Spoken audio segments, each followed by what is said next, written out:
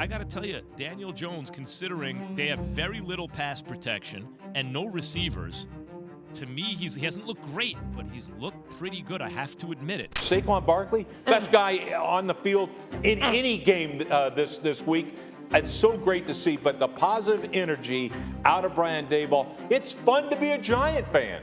Peter is so right. 50 games exactly like that they would have blown under Judge, under McAdoo, under Shermer, not under the Dabolls of Steel. The Giants are 4-1 somehow. Most people thought New York was going to be horrible this year, and that was kind of the fair guess. It's not like the Giants have done anything in the last few seasons. Saquon Barkley hasn't been able to stay healthy, and Daniel Jones has just been awful. Plus, the Giants just hired a brand new coach, Brian Daboll, their 5th acting head coach since 2015. It's been a rough stretch for the Giants, but things are starting to turn around, and that was very clear in Week 5, because somehow the Giants beat the Packers. The game was in London, and it ended up being a really good game. It was the first London game where both teams had a winning record, and it ended up being super entertaining too. The Packers jumped out to a 10-0 lead and then led 20-10 at the half, but the Giants just didn't quit. And that's been the big thing for New York this season, is that Brian Daboll has these guys fighting hard every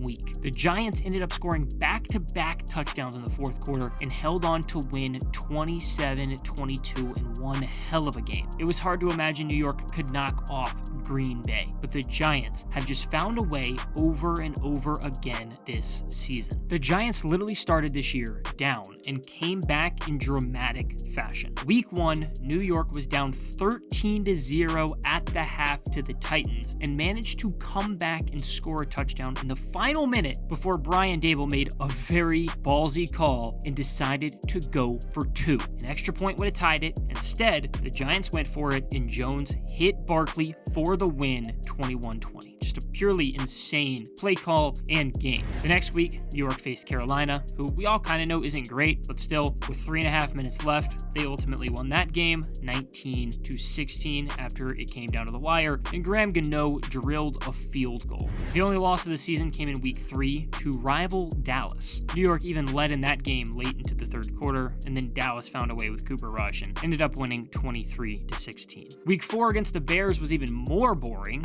and that's just the nature of the Bears this season. They're just kind of, bad. The Giants won 20-12 to go to 3-1. This looks like a completely different Giants team than years past. So what the hell happened? Well, one of the biggest reasons is Brian Daboll. The Giants haven't exactly had a ton of luck with head coaches in recent years. Tom Coughlin was obviously great. He won 2 Super Bowls, but New York just hasn't been the same at all since. There was Ben McAdoo for less than 2 years, then Pat Shermer for 2 years, and of course, who could forget Joe Judge for 2 years. We're going to put a product on the field that the people of this city and region be proud of. Nope. Because this team will represent this area.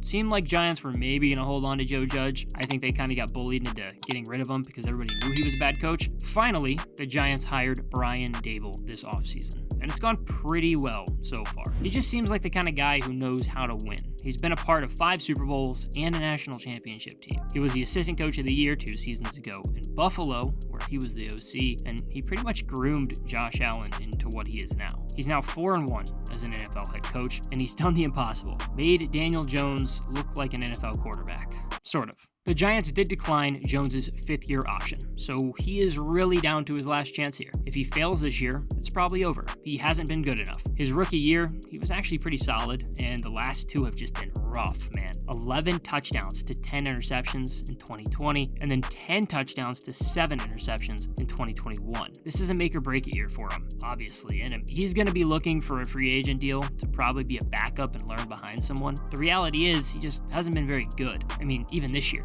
Against the Packers, he went for over 200 yards for the only time this season, and he didn't throw a touchdown. He hasn't thrown a touchdown since week 2. He has 3 touchdowns all year, but luckily he has only thrown 2 picks. The Giants' turnaround hasn't been because of Daniel Jones. A lot more of the credit belongs to Saquon Barkley. Honestly, I think one of the best stories in the league this season has been Saquon Barkley. A lot of people, including myself, did count him out. He has just dealt with injuries so much in the last 2 years. Saquon was a beast for those first 2 seasons in the pros, and he was so explosive, so much fun to watch, but he didn't really play at all in 2020. And even when he did play in 2021, he just wasn't very good. It felt like it was kind of all over for Saquon, but somehow he got that bounce back. Saquon looks like his old self, and he's explosive again, and just hard for any defense to deal with. Already in 5 games, Saquon has 533 yards and 3 touchdowns. He's less than 70 rushing yards away from his best season since 2019, and I honestly couldn't be happier for him. Daniel Jones hasn't done enough to really prove that he's the guy, but there is still plenty of time to. Saquon has obviously been the best player on that offense, but outside of him, well, New York really hasn't given Jones much to work with. Like, don't get me wrong, the Giants have definitely tried, like by signing Kenny Galladay, but he's just looked like a waste of money, and it's been a mess. We made a video about him last week, so make sure you go check that out after this one. Sterling Shepard had been really the best wideout on the roster for the first 3 weeks, and then he tore his ACL. Kadarius Toney has been an absolute disaster on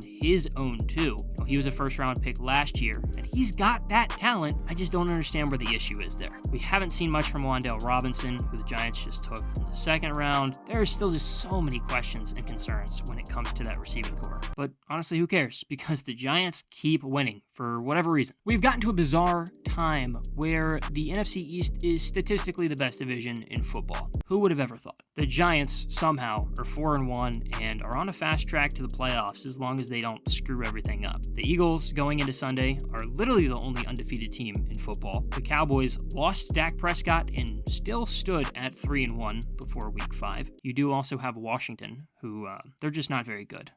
But that's still 3 of 4 teams with winning records and serious chances to make the playoffs. Personally, I haven't really believed in the Giants, but I don't know. They did just beat the Packers. The Eagles look amazing, and they're one of the best teams in football. Dallas is pretty good, especially that defense, so just wait until Prescott is back. I do think it'll be tough for New York to win the division, but there is still a chance. And even if there's not, there's still the wild card. I think it's pretty well known that the NFC East hasn't had to play great teams this season, which is why I do think there's been so much success. But the Giants have literally beaten the number 1 seed from both the NFC and AFC this year, and the schedule is pretty easy. I would say that the Giants can't beat the Ravens next week, but who knows, because they did just beat the Packers. After that, they have a lot of layups on the schedule. The Jaguars, who just lost to the Texans, who aren't very good. Giants see them in Week 7. Then the Seahawks, they're better than expected, but they're still not necessarily good. Week 9 is the Giants' bye, and then they get to come off the bye and play the Texans and the Lions before 4 straight AFC East games. And 2 are against the Commanders, who, yeah, I know, as a fan, I know the Commanders are bad. Then the Eagles and Cowboys, who should both actually be pretty good games. Then the end of the year, Vikings, Colts, and Eagles. There are some tough ones in there for sure. Don't get me wrong, but with the way the Giants have been playing, I think they're going to be able to win most of those games if they can stay hot. I really do think that this Giants team has proven